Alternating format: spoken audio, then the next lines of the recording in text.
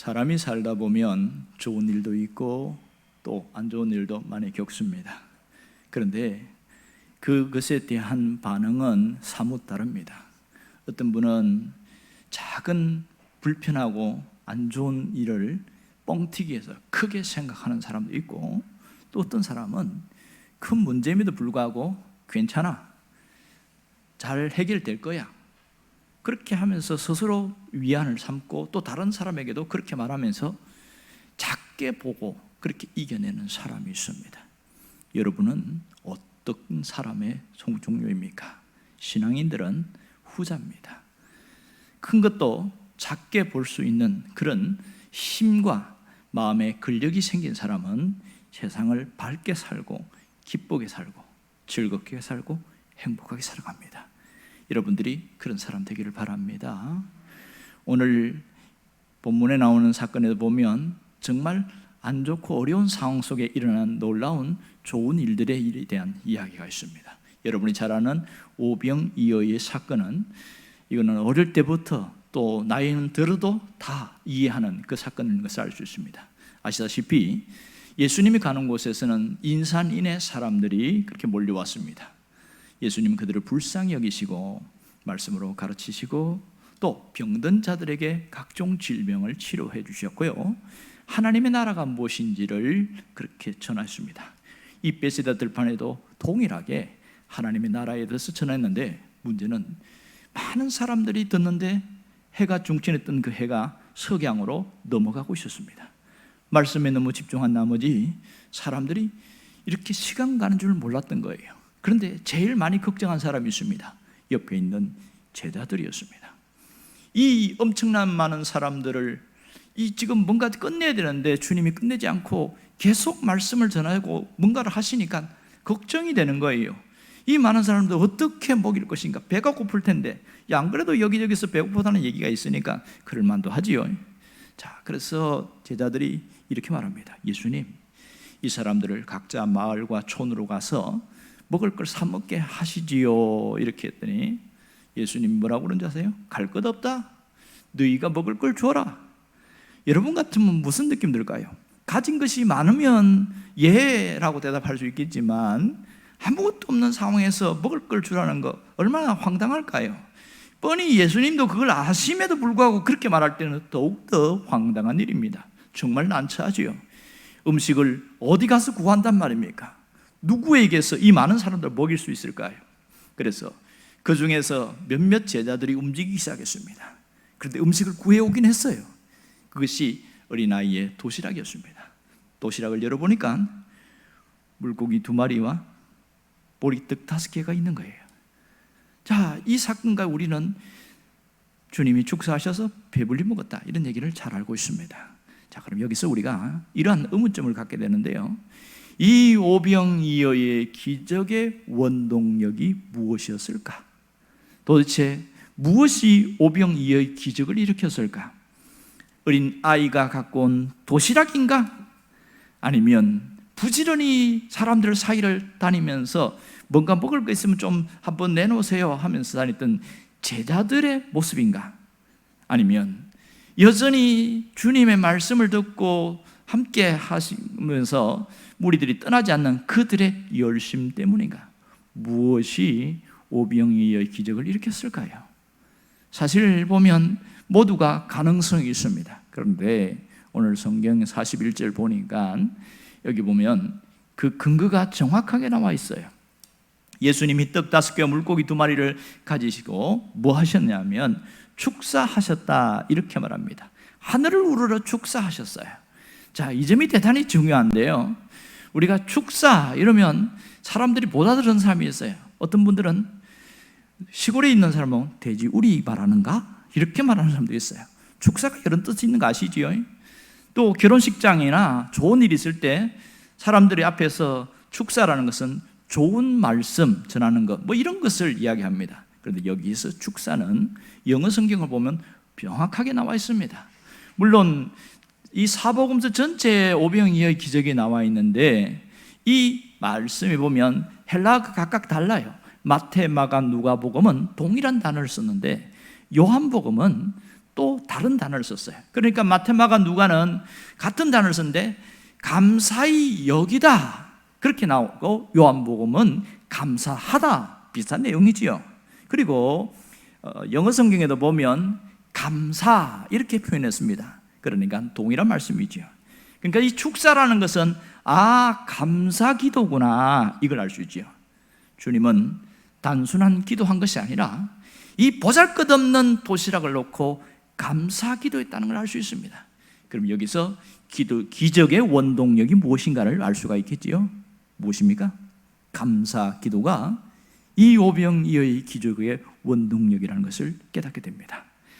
그러면 여기서 예수님이 보여주신 감사는 어떤 감사인가 하는 겁니다. 감사에 조건이 있어서 하는 겁니까? 조건이 없는 듯 하는 겁니까? 오늘 우리 상황을 보세요. 감사할 상황인가요? 아니에요. 그러면 감사할 수 없는 그 상황 속에서 감사했다는 것, 사실은 쉽게 납득할 수 없는 일입니다. 이건 사실 너무 어려운 일이에요. 여러분, 지금 이 장소가 어떤 장소입니까? 빈들이다 그랬습니다. 빈들이라는 것은 내가 지금 환경과 상황이 나쁘다는 것이지요. 원어에 보면 광야다, 황무지다 이렇게 표현되어 있어요. 그러니 아무것도 없다는 뜻을 표현하는 것이 빈들입니다. 여러분이 여기서 감사할 수 있을까요? 오늘 주님의 감사의 특징은 빈들에서 감사했다는 것입니다. 또 하나는 환경의 문제인데요, 이 환경에서는 도무지 감사할 수 없어요. 왜 그래요? 먹을 수 있는 양이 너무 적어요. 이 부족한 양 갖고 어떻게 감사를 할 수 있습니까? 우리는 풍족한 가운데서는 누구나 감사할 수 있어요. 그러나 여러분들 아시다시피 주님 앞에 지금 들려진 게 뭐예요? 물고기 2마리와 보리떡 5개입니다. 이거 누구 먹으라고 준 거예요? 이거는 아이가 먹기에도 양이 자꾸 부족해요. 그런데 어른들이 이걸 먹고 배가 채울질까요? 예수님 먹고도 모자랄지 않을까요? 이런 상황 속에서 감사했다는 것이 놀랍습니다. 자, 여기서 또 하나의 질문은, 그러면 그 감사의 대상이 뭐냐는 거예요. 누구였냐는 거예요. 무엇이었냐는 거예요. 무엇에 대한 감사며 무엇에 대한 축사인가 하는 점입니다.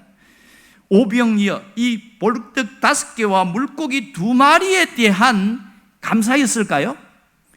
지금 이것은 인격이 있습니까? 없습니까? 살아있습니까? 살아있지 않습니까? 이건 사물이에요. 물건에 대하여 축사하셨다. 사실은 넌센스죠. 말이 안 되는 거 아니겠어요? 그럼 주님의 감사의 대상은 누구였냐는 거예요. 오늘 여기 보면 하늘을 우러러 이랬습니다. 그러면 누구에게 감사했다는 겁니까? 하나님께 감사했다는 겁니다. 주님은 시선을 하늘로 향했고 떡과 물고기로 또 풍성하게 먹일 수 있는 그 하나님께 진심으로 감사한 거예요. 그리고 저기에 있는 수많은 무리들을 축복할 수 있게 하심을 감사한 거죠. 이 사람들은 감사의 복을 누리는 대상이라는 것이지요. 그러니 이 빈들에 있던 이 수많은 사람들은, 그 시간에 참여했던 사람들은 놀라운 경험을 하게 되어진 것이지요. 놀라운 것은 이 말씀을 통해서 우리에게 주시는 신앙적 메시지가 있다는 사실입니다. 무엇을 보십니까? 책임지시는 주님의 모습입니다. 책임지시는 주님의 모습. 누구든지 주님을 따르는 자는 먹이고 입히고 마신다는 것을 분명하게 보여주고 있습니다. 또 하나는 예수님의 감사는 그를 따르는 자에게 주시는 축복이요 특별한 은총이다. 주님을 따르는 자에게 누구든지 특별한 은총을 주신다. 이걸 깨닫게 하시는 거죠. 자, 오늘 예수님의 축복을 보십시오. 그들이 원하는 대로 풍족하게 먹이셨다는 사실입니다. 그러면 베세다 들판에 있는 사람들만 그럴까요? 오늘 이 말씀을 읽고 깨닫는 우리에게도 동일하게 말씀합니다. 우리도 축복의 대상이라는 사실이죠. 우리가 주님을 끝까지 따를 때에 넘치게 하시고 풍성한 결과를 준다는 것을 잊지 않기를 바랍니다. 오늘 우리의 현실은 어떻습니까? 마치 이 우리의 살아가는 삶은 베세다 들판에 있는 그들의 모습과 흡사한 게 굉장히 많습니다. 우리의 삶이 빈들일 때가 많아요. 텅 빈 빈들. 내가 가진 것 같은데 실제 통장을 열어보면 마이너스인 경우도 사실 많습니다. 그래서 마이너스 인생을 산다, 이런 분이 있어요. 처음부터 많이 갖고 태어난 것이 아니기에 대부분 흙수저 인생을 살아갑니다. 그러므로 출발이 다르니까 흙수저 인생은 정말 많이 노력하고 고생해야 겨우 성공이라는 문턱을 넘어서게 됩니다. 청년들은 많이 취업 때문에 고민하고 힘들어합니다. 대학 생활하는 사람들도 자꾸만 휴학을 하는 이유가 지금 졸업해버리면 내가 무슨 직업을 가지지? 이런 고민을 많이 합니다. 그래서 공시생들이 많아졌잖아요. 오늘 신문에 보니까 요즘 이제 공무원 시험을 준비하는 사람도 줄어들고 있다, 이런 얘기를 하는 거예요. 그만큼 살기가 힘들어진 환경인 것은 알고 있습니다. 나이가 들은 분들은 안정된 삶을 원해요. 안정된 삶에는 두 가지가 있어야 되는 거 아시지요? 하나는 건강이고 하나는 먹고 살만한 만큼의 여유입니다. 그것이 뭐라도 하나도 없으면 안정된 삶은 뒤틀려 버립니다. 이런 삶 가운데 있는데 이게 건강도요, 내 마음대로 잘 안 되는 거 아시지요? 제가 부산에 있을 때 보니까 전도를 하려고 학교에는 여기 있고 동네는 위에 있는데 어떤 분이 새벽 5시에 일어나요. 그런데 그분은 예수를 철저하게 안 믿어요. 자기를 믿어요. 자기가 건강을 위해서 매일 아침 앞에 있는 야산에 올라갑니다. 그리고 조깅을 하고 거기서 맑은 공기 마시고 또 그 보면 여러 가지 운동기구 있잖아요. 기구 갖고 또 이렇게 운동도 하고 보니까 많이 건강해요. 야, 오래 살겠다, 이런 생각이 들었는데 사람이라는 게 일을 잘 몰라요. 어느 날 앰뷸런스를 타고 대동병원에 들어간 거예요. 왜 그래요? 그랬더니 아니 갑자기 왜 그러냐고. 뇌에 바이러스가 침투했는데 이게 악성이 돼버린 겁니다. 악성은 참 무섭대요. 조기에 치료를 안 되니까 갈수록 커져버렸어요. 결국은 거기서 치료가 안 돼서 대학병원으로 이송됐죠. 그런데 거기서 못 나오셨어요. 야, 그때 제가 사람 허무하게 간다, 이런 생각을 했어요. 그렇게 자기 몸을 챙기고 건강을 위해서 애를 쓰는데 한계가 있다는 것을 보았습니다. 여러분, 우리가 사는 거 내 마음대로 안 되지요. 높은 현실의 벽에 좌절될 때가 한두 번이 아닙니다. 내가 기대와 소망을 가지고 살아가지만 삶의 현장에서 부딪히는 체감은 절망과 한숨과 답답함, 이것이 우리의 현실입니다. 정말 우리의 삶은 이 빈들인 경우가 너무 많습니다. 이럴 때에 두 가지 반응이 있는 거 아시지요? 하나는 원망하거나 불평하는 사람, 또 하나는 남 탓하는 사람. 두 가지 반응이 있습니다. 그런데 극소수의 사람들은 그 속에서도 감사할 거리를 찾아내는 사람이 있습니다. 그건 소수의 사람들이 알 수 있지요. 오늘 우리가 예수님을 통해서 배워야 할 게 있습니다. 뭔가요? 아무것도 없는 빈들에서도 감사하는 법을 배우라는 거예요. 주님이 오병이어의 기적을 일으키기 전에 이 빈들에서 하늘우를 축사하신 것을 우리는 눈여겨봐야 합니다. 무엇을 생각해야 됩니까? 이 빈들에서도 먼저 감사하는 법을 배우라고 우리에게 보여주고 있습니다. 여러분, 감사는 배우지 않으면 감사할 수가 없는 거예요. 그러면 여기서 감사가 뭐냐? 감사가 무엇인지를 알아야 합니다. 여러분, 감사는 인생을 살아가게 하는 힘입니다. 감사는 오늘을 살아가게 하는 능력입니다. 감사는 내 인생에 주님이 주신 은혜를 더 부풀리는 누룩이라는 사실을 잊지 않기를 원합니다. 이것이 감사예요.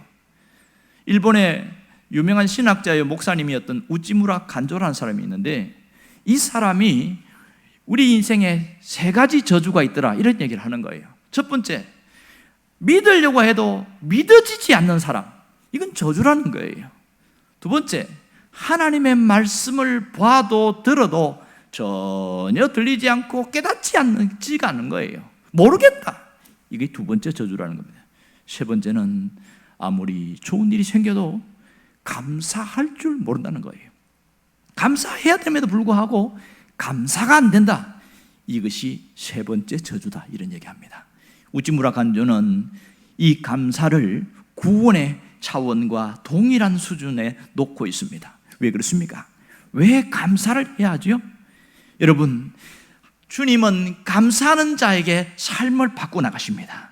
하나님은 우리의 삶을 감사하는 자에게 그 삶을 책임지고 끌고 간다는 것을 내가 느끼게 되어집니다.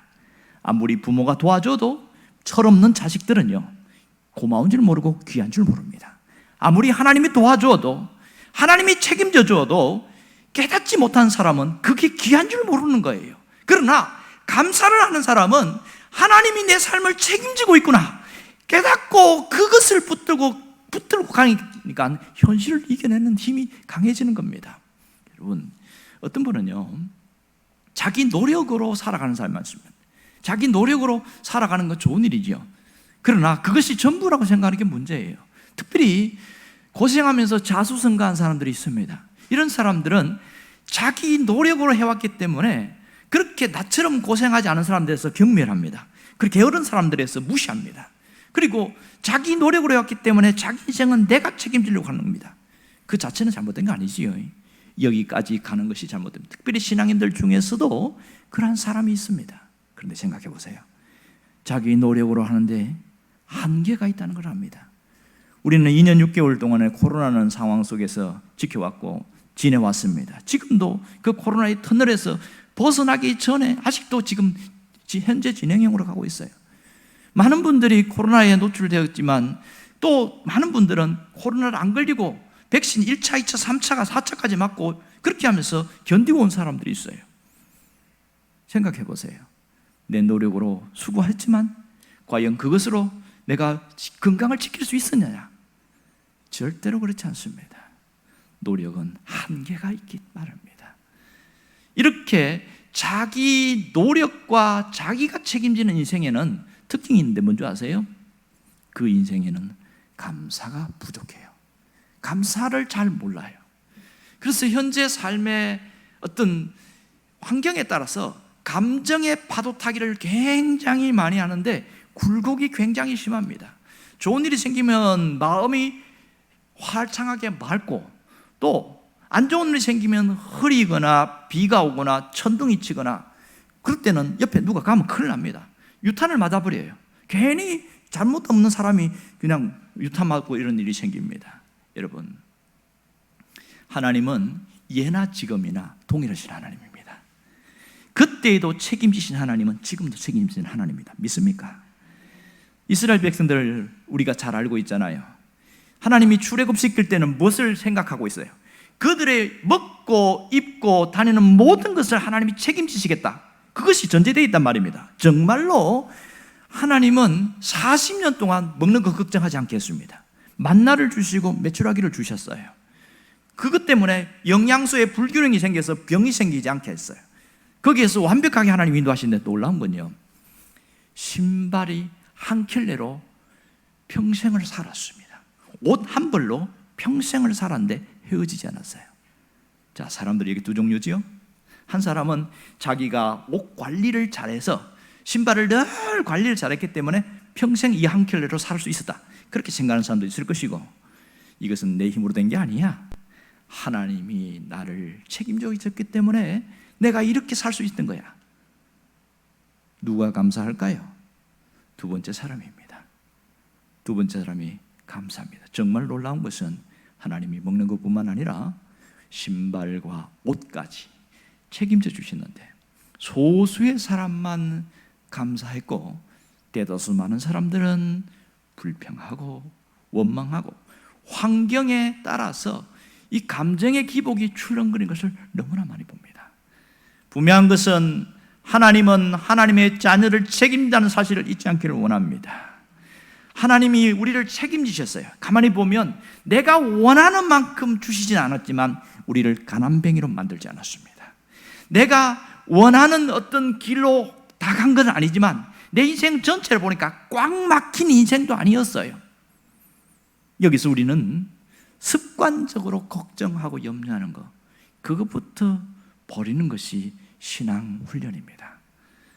하나님의 백성은 하나님이 100% 책임진다는 사실을 잊지 않기를 원합니다. 때로는 빈들 같은 현실이랄지라도 그곳에도 하나님은 함께 하십니다. 내가 절망할 수밖에 없고 낙심할 수밖에 없는 그런 현실이라도 하나님은 그곳에서도 함께 하십니다. 책임지시는 하나님입니다. 문제는 우리의 태도예요. 어떻게 해야 됩니까? 그래도 감사할 수 있는 것이 대단히 중요하죠. 감사가 우선입니다. 왜 감사가 우선이죠? 기적은 감사하는 때부터 나타나기 때문에 그렇습니다. 여러분, 왜 감사가 중요한지 아세요? 이 감사는 우리의 안전벨트와 같기 때문에 그렇습니다. 영성학자인 게리 토마스라는 사람이 그 책에서 그런 얘기를 했습니다.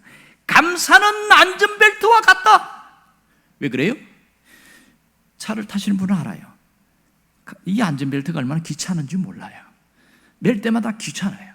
그래서 오죽하면 안 매니까 이걸 안 매면 벌점을 매기고 또 벌금을 매기고 이렇게 하니까 어쩔 수 없이 하는 겁니다. 사실 안전벨트 하든지 안 하든지 관계 있어 없어요? 아무 문제 없어요. 아무런 문제 없어요. 그런데 언제 안전벨트 했던 거와는 차이 납니까? 사고 났을 때입니다. 사고 나면은 안전벨트 안 하는 사람들은 상당한 굉장한 문제가 생기게 됩니다. 평소에는 아무 문제 없습니다. 감사도 마찬가지입니다. 감사 안 하고 살아도 아무 문제 없어요. 그냥 잘 살아가는 거예요. 감사하고 살든지 안 하고 살든지 별반 차이가 없다는 거예요. 어디서 문제가 생겼는지 아세요? 내 삶에 엄청난 위기가 오고 어려움이 올 때에 감사하지 않은 사람은 가슴이 철렁 내려앉으면서 팍 주저앉아 버립니다. 일어나는데 너무너무 힘들어하는 거예요. 왜 내가 이런 고통을 당해야 되냐고. 내가 아무개 때문에 이런 일을 당한다고. 원망과 절망과 남 탓하는 것이 끊임없이 반복됩니다. 그런데요, 평소에 감사했던 사람, 감사에 훈련했던 사람은요, 거기서 벌떡 일어납니다. 왜요? 안전벨트를 했으니까. 감사는 내 삶의 안전벨트란 말이에요. 금방 일어나게 되더라고요. 실제로 그런 사람 봤어요. 나이가 들수록 뭐가 특징이냐면 몸에 고장이 잘 난다는 거예요. 저도 상당히 건강한 사람인데 나이가 드니까 자꾸 고장이 나는 거예요. 어떤 분이 고장이 났어요. 조금 뭔가 안 좋다 하고 갔는데 아니나 다를까 의사를 만났는데 얼굴이 심각합니다. 뭔데 그래요? 의사가 뭐라는 줄 아세요? 죄송합니다만 정직하게 이야기해도 됩니까? 이분이 그런 거예요. 예, 그렇게 해보세요. 암입니다. 그러는 거예요. 그때 사람이 느끼는 감정이 뭔지 아세요? 철렁 내려앉아버려요. 이제 나 죽는구나. 끝났나 보다. 근데 이 여사가 따뚝거리면서 수술하고 방사선 치료하고 또 물리치료도 같이 겸할 거니까 안심하십시오. 몸이 건강해지면은 이것도 이겨낼 수 있습니다. 이렇게 이야기했어요. 위기가 왔지요? 근데 이 사람은 감사의 훈련이 잘 됐어요. 훈련이 잘 되다 보니까 뭐가 생긴 줄 아세요? 딱 가슴이 철렁 내려앉아서 확 어둠이 밀려왔는데 조금 있다가 마음을 추스리면서 그분이 세 가지를 감사했어요. 지금까지 건강하게 살아오게 해서 하나님께 감사하는 거예요. 하나님, 건강을 지켜주셔서 감사합니다. 두 번째, 이 엄청난 시련이 왔는데 여기서 잘 버틸 수 있게 하심을 감사합니다. 내가 좌절하고 무너지지 않고 견딜 수 있게.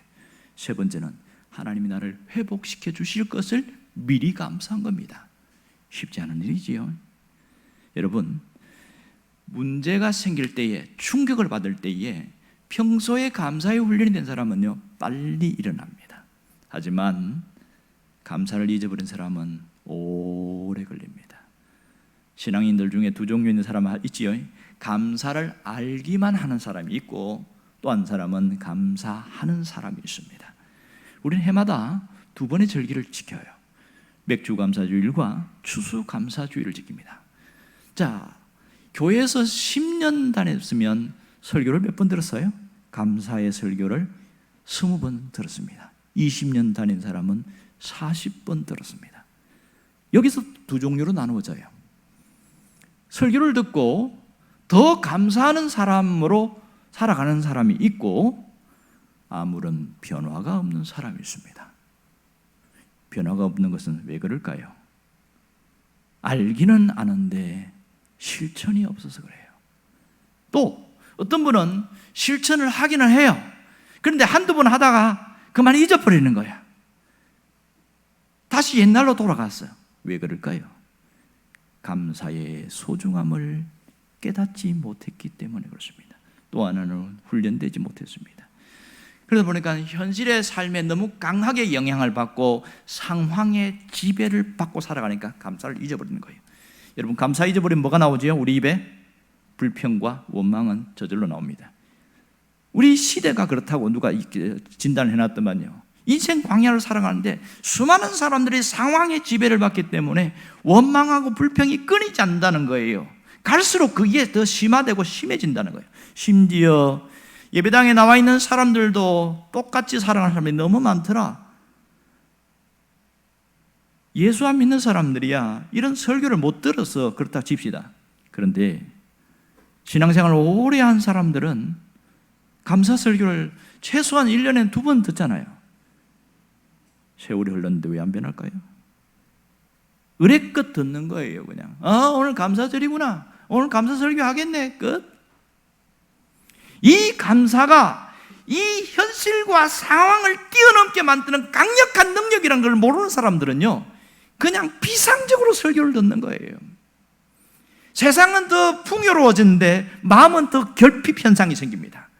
감사거리는 많아졌는데 불평과 불만은 더 많아지고 있습니다. 왜 그렇습니까? 하나님의 뜻을 몰라서 그래요. 하나님의 뜻이 여러 개가 있지만 데살로니가전서 5장에 보면 우리를 향하신 하나님의 뜻 중에 하나가 뭐예요? 감사하는 겁니다. 범사에 감사하라. 이는 너희를 향하신 하나님의 뜻이니라. 믿습니까? 이걸 아는 사람은 정말 삶의 태도를 바꾸려고 애를 씁니다. 내가 하나님 뜻대로 살아야지. 그래서 내가 감사를 그냥 하다가 말다 그랬는데 제대로 해봐야지. 이렇게 합니다. 정말 이런 사람들은 뭐가 바뀔까요? 환경이 바뀌어요. 지금 뭘 바뀌기 때문에 환경이 바뀌죠? 내 태도를 바꿨잖아요. 삶의 태도를 바꾸었습니다. 여러분, 인생은 언제 달라지는지 아세요? 삶의 태도를 바꿀 때에 인생이 달라지게 되어 있습니다. 삶의 태도를 바꾸지 않은 사람은 아무리 생각을 많이 해도 여전히 제자리입니다. 현실 속에 있습니다. 여러분이 이제는 감사의 훈련을 넘어서 감사가 체질화되기를 원합니다. 여러분, 늘 감사하는 게 쉬운 일이 아니에요. 우리 교회에서 10년 동안 매주일마다 감사헌금을 내는 사람이 있어요. 이분들은 감사하려고 애는 쓰는 사람이라고 생각합니다. 사실 살다 보면 좋은 일이 몇 번 있겠어요. 그저 그렇게 지나가는 하루가 태반이고 때로는 안 좋은 일도 상당히 많이 생겨요. 내게 지금 안 좋은 일이 생겼는데 무슨 감사가 나오겠어요? 그러나 내가 감사헌금을 드린다는 것은 무슨 뜻입니까? 내가 감사한 사람으로 살겠다는 것이고 내 감사를 훈련하겠다는 것이고 감사의 체질화가 되려는 몸부림 아니겠어요? 그러니까 그 속에 뭐가 있습니까? 하나님에 대한 간절한 열망과 함께 그래서 달라지는 것이죠. 이제 우리는 감사의 훈련이 필요합니다. 오랫동안 감사의 훈련을 할 때에 비로소 감사 체질화 되어집니다. 여러분, 헬스장에 가시면 허약한 사람들, 이제 운동하러 오는 사람들이 있는데 갑자기 근육 안 생기는 거 아시죠? 몇 번 다녔다고 해서 갑자기 근육이 막 생기고 안 합니다. 오랫동안 같은 것을 반복하고 또 반복하다가 어느 날 갑자기 힘이 막 생기고 이렇게 합니다. 이 근육이 생기는 거 지속적인 반복에서 나왔습니다. 감사도 마찬가지입니다. 한두 번 감사했다고 뭔가 확 달라지는 거 아무것도 없습니다. 그런데 지속적인 감사가 반복되니까 어느 순간 달라져 있어요. 여러분, 놀라운 게 뭔지 아세요? 어제의 감사는 오늘의 행복을 만듭니다. 오늘의 행복은 내일을 열어나갑니다. 그래서 감사가 반복된 사람들은 나쁜 것보다 좋은 것이 훨씬 많이 생긴다는 사실입니다. 어떻게 해서 이렇게 생겼어요? 감사의 훈련을 했기 때문에 그렇지요. 감사 훈련하라니까 하나님 감사합니다, 감사합니다, 감사합니다. 이게 훈련인 줄 알아요. 그것도 틀린 건 아니지요. 감사의 훈련이라는 것은 감사할 거리를 찾는 거예요. 감사를 찾아내는 것이 감사 훈련입니다. 우리 눈에는요, 불평할 것이 가득합니다. 삶이 안 좋으면 안 좋은 만큼 더 불평할 게 많아요. 왜 그래요? 눈이 오염돼서 그래요. 죄와 모든 것으로 오염되다 보니까 현실과 상황에 불평거리가 더 많이 생기는 거예요. 그러면 감사를 보는 눈은 어디에 생깁니까? 영안이 열려야죠. 영적인 눈으로 내 새가 새롭게 되어집니다. 그냥 되어집니까? 찾아야 되죠. 그게 훈련입니다. 찾아야 불평거리가 감사거리로 바뀌게 되어집니다. 일상의 감사의 훈련이 대단히 중요합니다. 그럼 어떻게 하면 됩니까? 지금 시작하라는 거죠. Right now, 지금 시작하라는 거예요. 미루지 말라는 거예요. 내일이 아니라 오늘부터 감사하는 것이 대단히 중요한 겁니다. 우리는 지금을 놓쳐버리는 경우가 너무 많습니다. 옆에 앉은 분에게, 뒤에 있는 분에게 함께 앉아줘서 감사합니다 한번 표현해 보시지요. 되게 쑥스럽습니까? 두 번째 감사는 작고 사소한 것을 찾아내는 거예요. 작고 사소한 것을 찾아낼 때 그때 감사가 생깁니다. 우리는 큰 것만 감사하려고 합니다. 그러나 더 중요한 것은 작은 겁니다. 감사의 훈련은 뭐라고요? 찾아내는 것이고 작고 사소한 것을 감사하는 것이다. 이것이 깨달아지면 일상이 감사로 열립니다. 정말 삶이 달라지기를 원하십니까?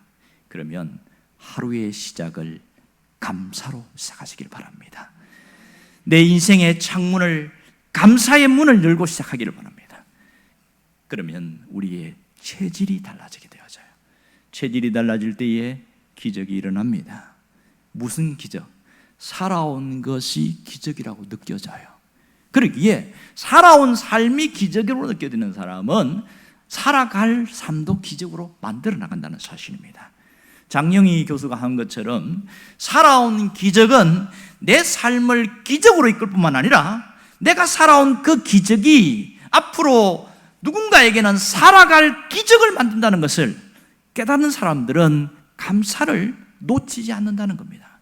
여러분이 이제 하반기를 시작하면서 감사의 사람으로 살고 감사의 체질화가 되어져서 진정 주님이 역사하시는 오병이어의 기적이 우리 삶에 나타날 수 있도록 그렇게 하나님의 역사를 재현하는 사람 되기를 주의 이름으로 축원합니다.